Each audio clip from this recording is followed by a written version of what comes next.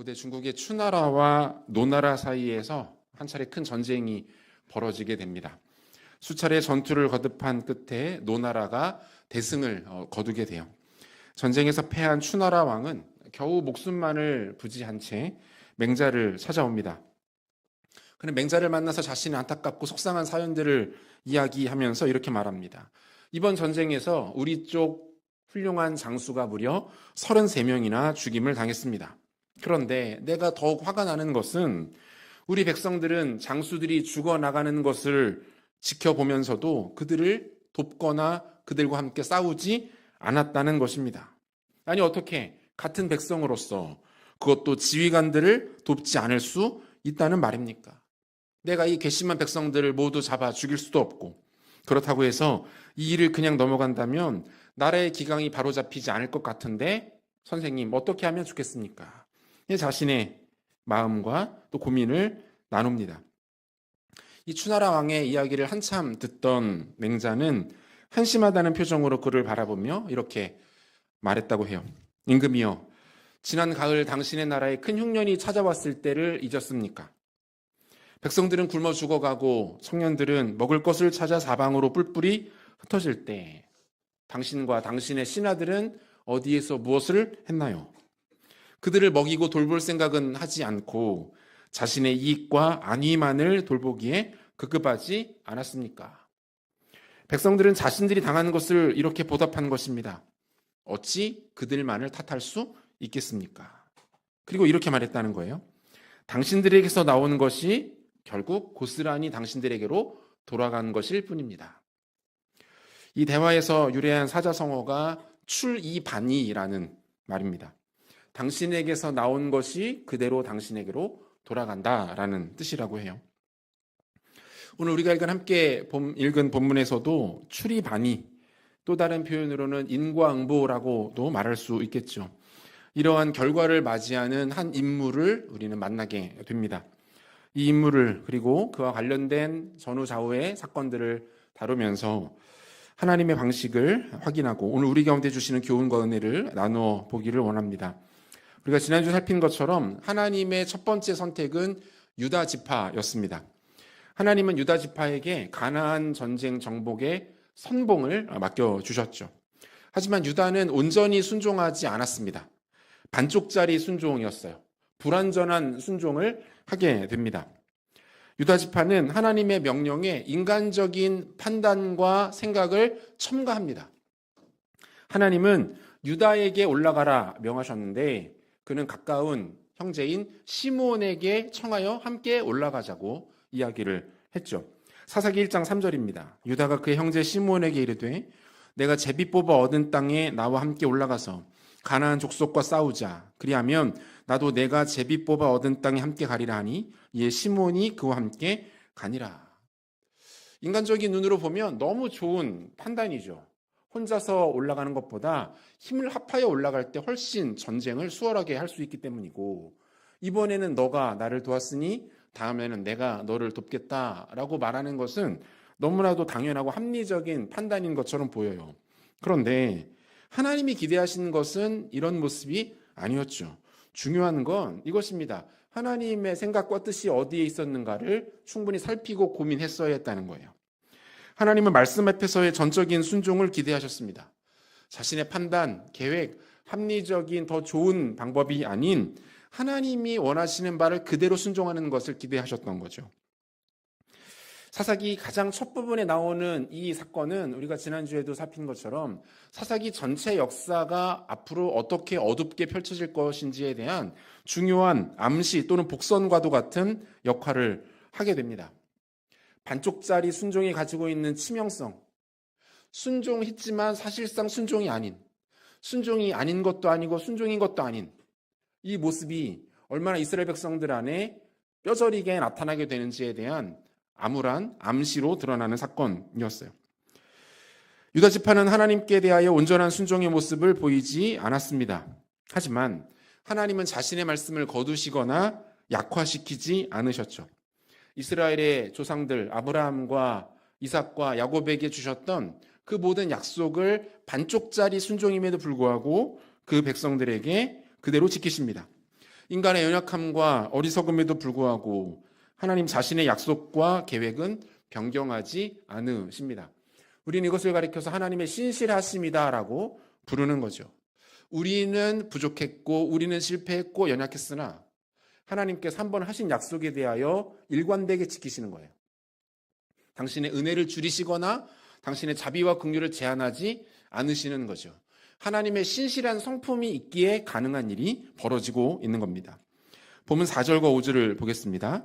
유다가 올라가매 여호와께서 가나안 족속과 브리스 족속을 그들의 손에 넘겨주시니 그들이 베색에서 10,000명을 죽이고 또 베색에서 아도니 베색을 만나 그와 싸워서 가나안 족속과 브리스 족속을 죽이니 이렇게 되어 있어요. 여기서 보면 유다가 싸워 정복하는 대상들이 2번이나 반복적으로 언급되고 있는 것을 확인하실 수가 있습니다. 4절에서 가나안 족속과 브리스 족속을 그들의 손에 넘겨주시니 이렇게 되어 있고 5절에 보면 가나안 족속과 브리스 족속을 죽이니 이렇게 되어 있어요. 그러니까 이스라엘 백성들이 상대하고 정복해야 하는 대상들에 대해서 성경 저자가 강조하고 있는 거죠. 가나안 족속은 우리가 잘 아는 것처럼 가나안 땅에 거하는 이방인들 전체를 통칭하는 표현이라고 말할 수가 있습니다. 그들을 가리켜 가나안 족속이라고 부르곤 하죠. 한편 브리스 족속이 의미하는 것은 무엇인가 한번 살펴보면 이 브리스라는 단어를 히브리어에서 찾아보면 페리지라는 단어로 되어 있어요. 근데 페리지라는 뜻 자체가 어떤 뜻을 갖고 있냐면 성벽도 없고 빗장도 없는 장소 이런 뜻을 갖고 있습니다. 일반적으로 성이라 하면 높은 성벽이 쌓여 있고 거대한 문과 그 거대한 문을 가로지르는 빗장들이 있어서 외적들이 침략하기 어렵도록 꾸며진 것이 성벽인데 이 브리스 족속, 페리지 족속들은 이런 것들이 하나도 없었다는 거예요. 무엇을 말하냐면 천혜의 요새라는 뜻입니다. 천혜의 요새. 브리스 족속이라는 것은 특정 지역에 살고 있었던 어떤 특정 족속을 가리킨다기보다는 천혜의 요새에 둘러싸여 있는 지역에 거주하는 족속 이렇게 해석해 볼 수 있다는 거죠. 더 구체적으로 말하면 적들이 쉽게 쳐들어올 수 없는 산간 지역에 거하는 산족이라는 뜻이 됩니다. 산 깊은 곳에 자신들의 보금자리를 만들어 놓고 있으면 일단 접근하는 것 자체가 어렵겠죠. 그리고 적은 무리, 작은 무기를 가지고서도 많은 적들을 얼마든지 방어해낼 수 있는 강점과 이점을 갖게 됩니다. 그러니까 오늘 본문에서 가나안 족속과 브리스 족속 이 표현이 2번이나 반복되어 나타나고 있는 것은 무엇을 의미합니까? 하나님께서 가나안 땅에 살고 있는 모든 족속들뿐만 아니라 그 중에서도 천혜의 요새 안에 거하면서 웬만해서는 적들에 의해 공격당할 일이 없는 족속들까지도 곳곳에 숨어있는 공격하기 까다로운 족속들마저도 모두 이스라엘 백성들에게 주시겠다라고 말씀하고 있는 거예요. 이스라엘 백성들이 정복할 수 없는 족속들은 없다는 겁니다. 내가 너희로 하여금 숨어있는 곳곳에 있는 모든 이방인들까지도 정복하여 이길 수 있도록 하겠다라고 말씀해 주시는 거예요. 이스라엘아 그리고 유다야 똑똑히 들어라. 가나안의 모든 족속들뿐만 아니라 심지어 산 깊은 곳에 숨어있는 족속들, 천혜의 요새에 둘러싸여 있어서 평생 공격받을 일이 없는 족속들까지도 내가 그들을 너희 손에 넘겨줄 거야. 그들과의 전쟁에서 너희가 압도적인 승리를 할 수 있도록 도와줄 거야. 내가 너희에게 이 땅을 주었으니 너희가 올라가 승리할 수 있도록 내가 만들어 줄 거야 라는 의미가 되는 거죠. 여러분 무엇을 말합니까? 이 가나안 땅에 대한 정복이 이스라엘의 능력과 소유와 자격에 달려있지 않은 거예요. 그들이 어떤 능력을 가지고 있는지, 어떤 군사력을 가지고 있는지, 어떤 정보를 가지고 있고 그 정보를 가지고 어떤 전략을 짜서 접근하는지 중요하지 않은 거예요. 이것이 의미가 없는 겁니다. 이 정복전쟁은 오직 하나님께서 약속하신 것이고 그분이 자신의 신실함에 따라 그 약속을 지키실 것이고 그분이 그렇게 하시겠다 말씀하셨으니 그 말씀을 믿고 올라가기만 하면 얻을 수 있는 승리라는 사실을 보여주고 있는 거죠. 여러분 다들 아시고 있는 것처럼 또 우리가 기도하는 것처럼 미국과 이란의 전쟁이 이제 2주 가까이 접어들고 있습니다. 이 국내외의 많은 전문가들은 이 전쟁으로 인해서 미국이 생각보다 많이 난처하게 되었다라는 평가를 내리고 있어요. 처음에는 좀 쉽게 생각했던 것 같아요. 이란의 수장을 제거하고 친미 정권을 내세우면 이 전쟁이 생각보다 쉽게 끝나고 그 나라를 미국이 장악할 수 있을 것이다라고 판단했던 것 같습니다. 그런데 시간이 가면 갈수록 어때요? 전쟁의 양상이 그들이 원하는 바에 따라 흘러가지 않는 것 같습니다. 오히려 그 과정에서 수많은 민간인들이 피해를 입고 있고 주변 국가들까지 그 피해가 번지고 있는 것들을 보게 되죠. 전 세계적으로는 유가 상승에 대한 부담이 점점 커지고 있는 상황입니다. 단순히 가지고 있는 어떤 군사력, 국력만 놓고 보면 비교할 수 없는 상대 아닙니까? 그런데 그 양상이 단지 가지고 있는 힘만으로만 전개되지 않는 것을 우리가 똑똑히 보고 있는 거예요.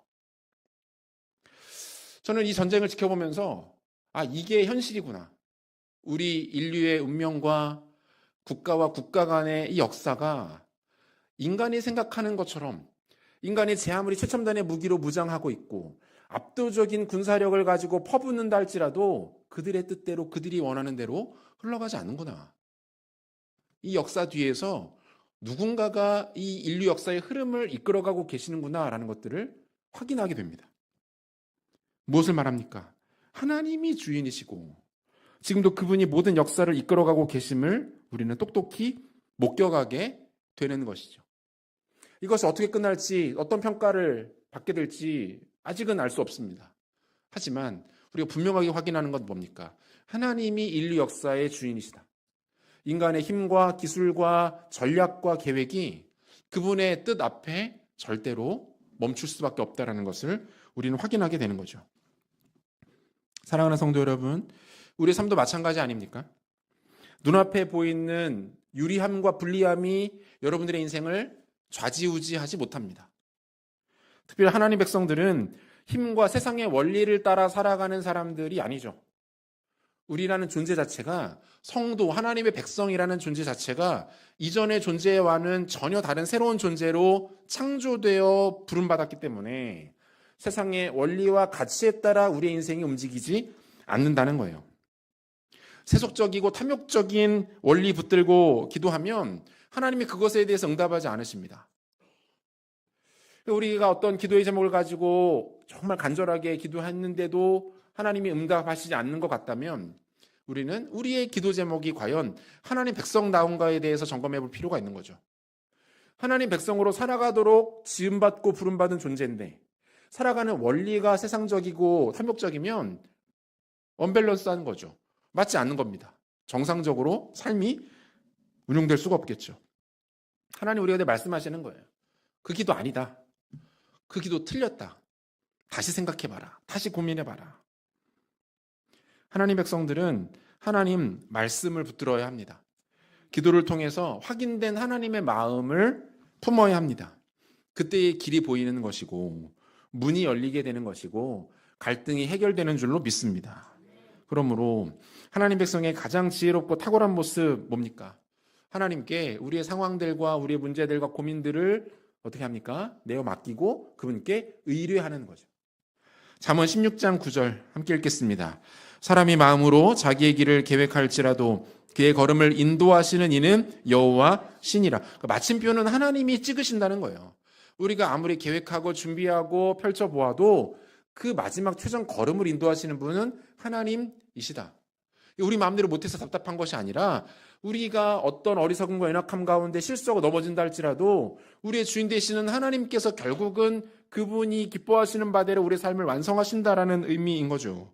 이거 바라볼 수 있어야 한다라는 것이고 잠언 3장 5절과 6절도 같이 한번 읽습니다. 너는 마음을 다하여 여호와를 신뢰하고 내 명철을 의지하지 말라.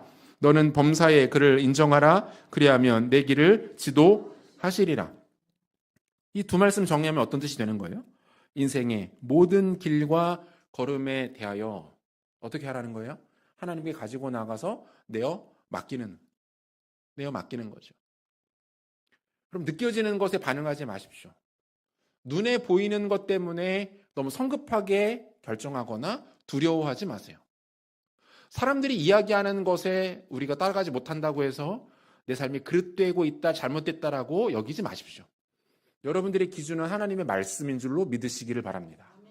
하나님 앞에 기도하고 그분께 아뢰일 때, 그분이 내 삶을 펼쳐가시고 인도하시는 그 영역 가운데 들어갈 때에 우리 삶이 비로소 형통할 것이고, 그 가운데 참된 평안이 임하게 될 것이고 열매 맺는 인생이 되실 줄로 믿으시기를 바랍니다. 약속 붙들고 말씀 의지함으로 주의 길로 걸어가는 신실한 믿음의 종들 되기를 축복합니다. 베색이라는 지역을 정복하는 과정에서 베색의 왕이었던 아도니 베색을 생포하게 됩니다. 이 아도니 베색은 개인의 이름이 아닙니다. 아도니는 히브리어로 주인, 소유주 이런 뜻을 갖고 있고, 그래서 보통 구약 성경에서 주님이라는 말을 표현할 때 히브리어로 아도나이라는 단어를 쓰거든요. 근데 이 아도나이라는 단어가 바로 이 아도니에서 파생한 단어예요. 그러니까 베색은 지역 이름이에요. 그러니까 이 아도니 베색은 베색이라는 지역을 다스리는 주인, 베색 지역의 왕 이런 뜻입니다. 성경에 보면은 뭐 바로, 멜기세덱, 사람 이름 아닌 거 다 아시죠? 직칭호죠, 칭호. 통치자의 칭호를 의미합니다. 그러니까 유다 지파가 어때요? 이 아도니 베색, 베색 지역을 다스리는 왕을 사로잡아서 어떻게 합니까? 그 엄지손가락과 엄지발가락을 모두 잘라버립니다. 이 끔찍한 일을 당한 아도니 베색은 이 모든 것이 자신의 자업자득이다 이렇게 이야기를 하죠. 본문 7절 상반절을 보니까 아도니 베색이 이르되 옛적에 70명의 왕들이 그들의 엄지손가락과 엄지발가락이 잘리고 내 상 아래에서 먹을 것을 줍더니 이렇게 돼 있어요. 이 고대근동 지역에서 전쟁 포로가 된다라는 것은 굉장히 끔찍한 일이었습니다. 차라리 죽는 힘만도 못한 것이 전쟁 포로가 되는 일이었다고 해요. 특별히 지휘관이나 왕, 높은 신분일수록 전쟁 포로가 되었을 때 더 처참한 일들을 당하곤 했다라는 거죠. 엄지손가락을 자른 이유는 다시는 칼, 방패, 창 등 무기를 잡지 못하게 하기 위함이었습니다. 특별히 고대 제국의 왕들은 전쟁에 있어서 최고 통수권자였기 때문에 최고 통수권자가 손에 칼을 들지 못한다라는 것은 군사적 기능이 마비되었다라는 걸 뜻하는 거예요. 그러니까 왕 개인으로서 군사적 기능을 상실했을 뿐만 아니라 그가 이끄는 공동체가 이미 모든 군사적 기능을 잃었다라는 것을 의미하는 겁니다.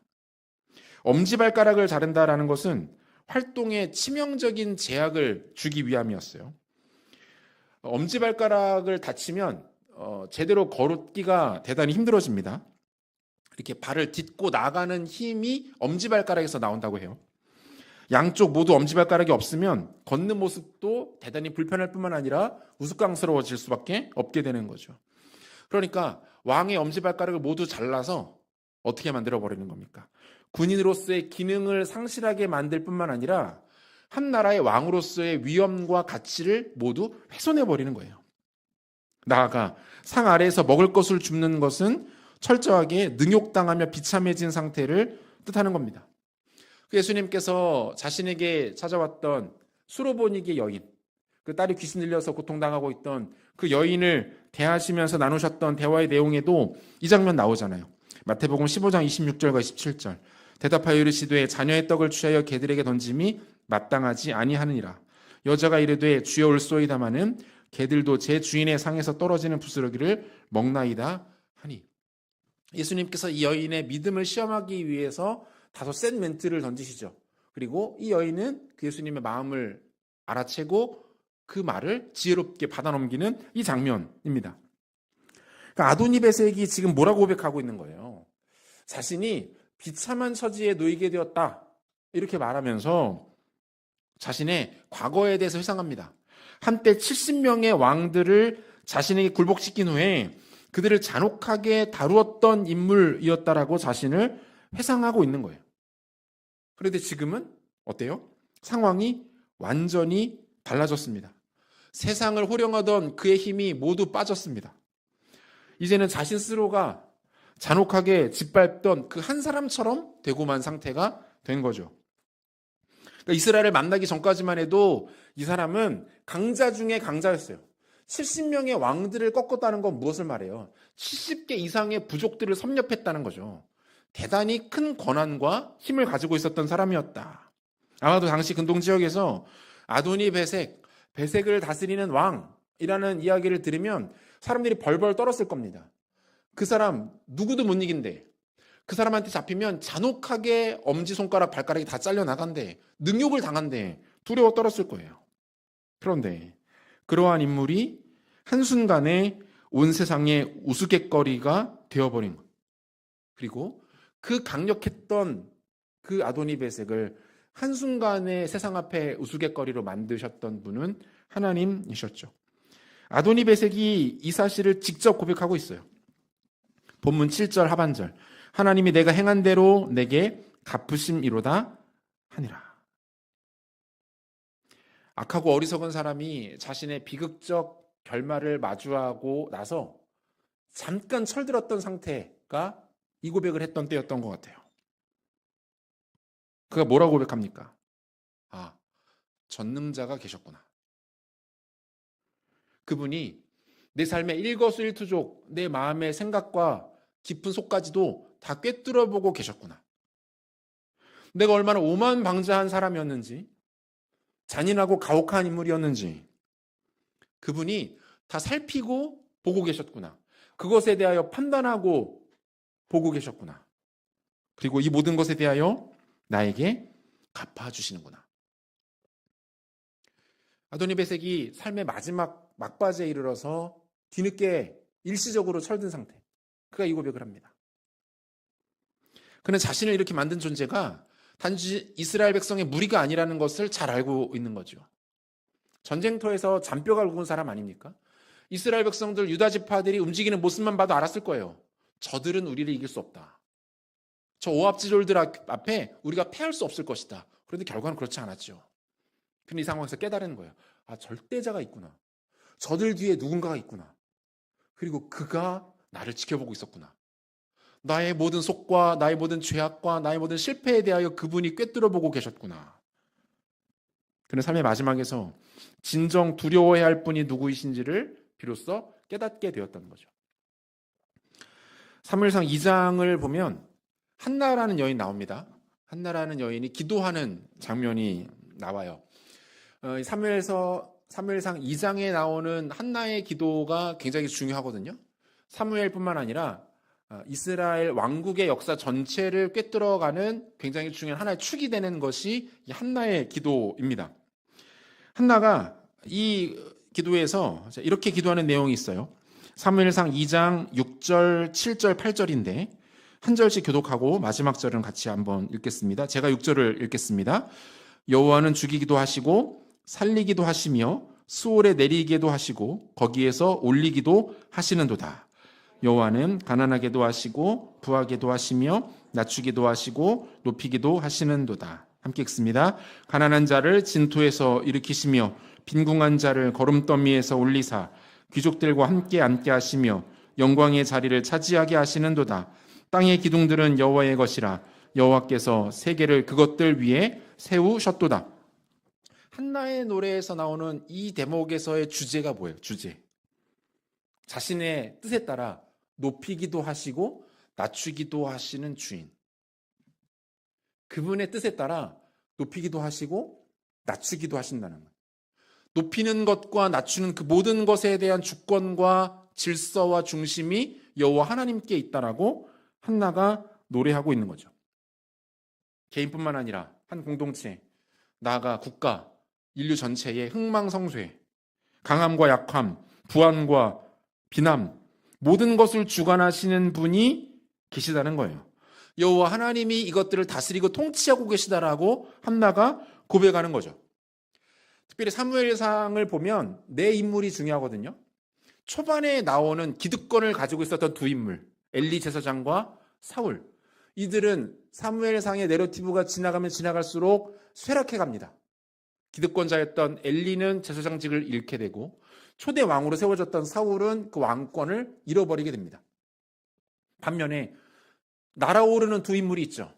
아이였던 사무엘, 누구도 돌보지 않았던 다윗.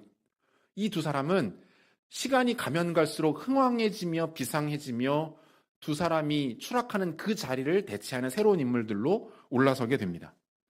한나의 노래는 이들의 운명을 노래하는 거죠. 누군가는 쇠락하고 누군가는 비상하는데 그것이 인간의 계획, 인간의 노력, 인간의 애씀과 소유가 아니더라. 이 모든 것들을 주장하시고 다스리고 통치하며 관할하는 분이 계시더라. 그분이 여호와 하나님이시구나라는 것을 한나는 알았던 거예요. 사랑하는 성도 여러분, 그러므로 우리의 관심은 이제 하나로 모아질 수밖에 없습니다. 무엇입니까? 그분의 마음. 하나님의 관심이 어디에 있는가? 인간의 모든 흥망성쇠를 주장하시는 그 하나님의 마음과 관심은 어디 있는가? 여러분, 악인의 형통을 너무 부러워하지 마십시오. 하나님을 경외하지 않는 누군가가 열심히 부를 축적하고 자신의 삶을 아름답게 꾸려가는 것처럼 보이고 하나님 없이도 승승장구하는 그 누군가의 삶을 보면서 여러분 너무 부러워하지 마세요. 누구는 저렇게 잘 살고 저렇게 부자가 되고 저렇게 형통한데 왜 나는 이런가? 그런 생각하지 마십시오. 인생은 그분의 손에 놓여 있는 겁니다. 하나님께 붙들려야 그 인생이 존귀하고 영광스러운 인생이 되는 거죠. 시편 37편 1절과 2절에 보면 이런 말씀이 있는데요. 우리 같이 목소리로 읽겠습니다. 악을 행하는 자들 때문에 불평하지 말며 불의를 행하는 자들을 시기하지 말지어다.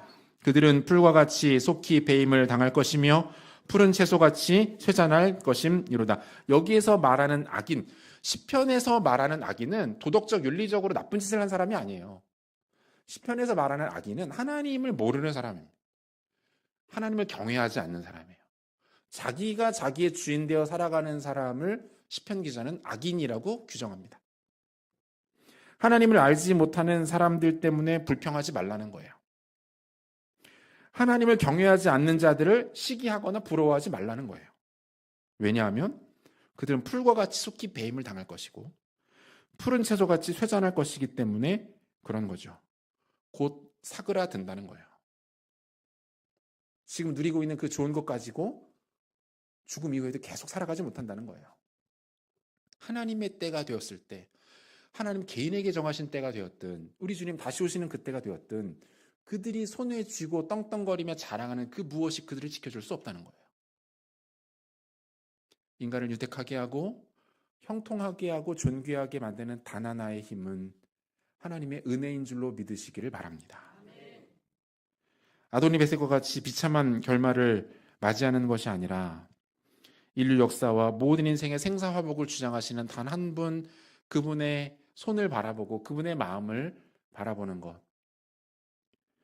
그분을 경외하며 그분의 말씀을 따라 하루하루 묵묵히 걸어가는 것, 그 인생이 가장 복된 인생이고 영광스러운 인생이고 영원토록 주님의 나라에서 찬란하게 빛나게 될 인생인 줄로 믿으시고 믿음으로 그 인생 살아가시는 지혜로운 성도님들 되시기를 축복합니다. 말씀 마무리하겠습니다. 행한 대로 갚으십니다. 교만과 탐욕에 대해서 참지 않으시고 그 대가를 치르게 하십니다. 반면에 겸손히 주님을 경외하고 말씀을 붙들고 씨름하며 기도의 자리에 나와 하나님의 마음을 알기 위하여 우리 생각을 주께 아뢰고 하나님 앞에 엎드리는 인생들 주께서 반드시 형통과 은혜로 갚아 주십니다. 어려움들 극복하게 하실 것이고 위기는 돌파케 하실 것이고 영원한 하나님 나라 허락하신 천국의 기쁨과 영광을 영원토록 누리게 하십니다. 인간의 생사화복과 모든 것을 주장하시는 하나님, 이 땅에서뿐만 아니라 영원의 때를 능히 책임지시는 그 주님 바라보시고 믿음의 삶을 살아가시는 지혜로운 성도님들 되시기를 우리 구 예수 그리스도 이름으로 축원합니다. 같이 기도하겠습니다.